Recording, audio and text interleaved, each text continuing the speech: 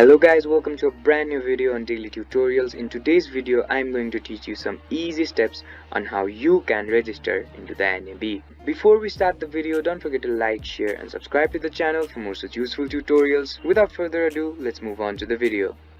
First of all, make sure that you're connected to the internet.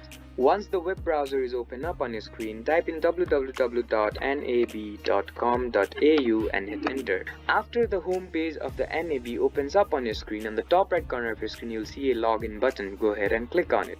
After you click on the login button, you'll be further guided to another page. In this page, you'll have to find the register now button and click on it.